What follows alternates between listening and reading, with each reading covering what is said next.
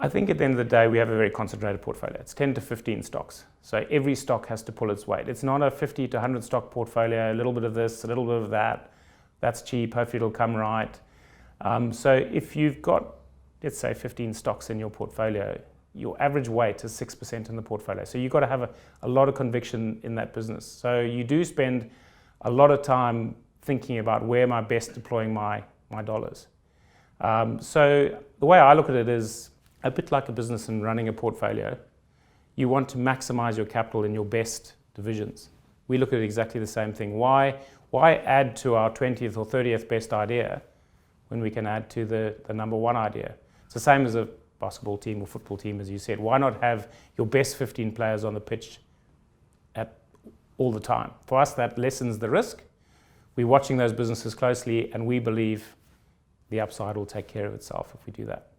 Sherwin, I would say, is probably the one, I think, in the sell-off that we were very happy. Probably Sherwin and Microsoft, if there were two.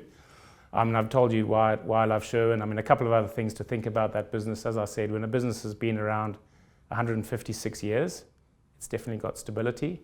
It's 4 times bigger than its closest peer in the States. Its financial metrics are astounding. It's a paint business, which sounds boring, but since 2000, its earnings are up over 10 times. Its return on invested capital is 19%. Its management is unbelievable. The CEO has been there 36 years, pretty much a lifer. The average senior management team has been there all over 20 years.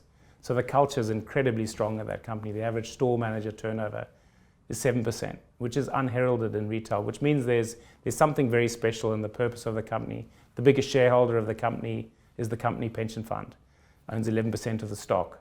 So I think it's a company that's got purpose, it's got great values, and amazing financial metrics. And we followed it for a long time. And then when the sell-off came, we were able to buy a good position, and it was only there for a couple of weeks. So that was one. I think Microsoft would be another. When I look at Microsoft, we picked that up also in the sell-off and bought a meaningful amount as well. Because that's a business, again, where the switching costs are enormously high. You can speak to any IT person, and it's very, very hard to get Microsoft out of your business. They have 4 great businesses, an Office, Windows, Server, and Azure. Obviously, Azure is their fast-growing cloud business. We can comfortably see mid-teens EPS growth there for a good while now, and a $60 billion balance sheet with cash, highly recurring revenues. We didn't know COVID was coming, which has made it even stronger, and we paid 22 times earnings for that, which I think is a really good price.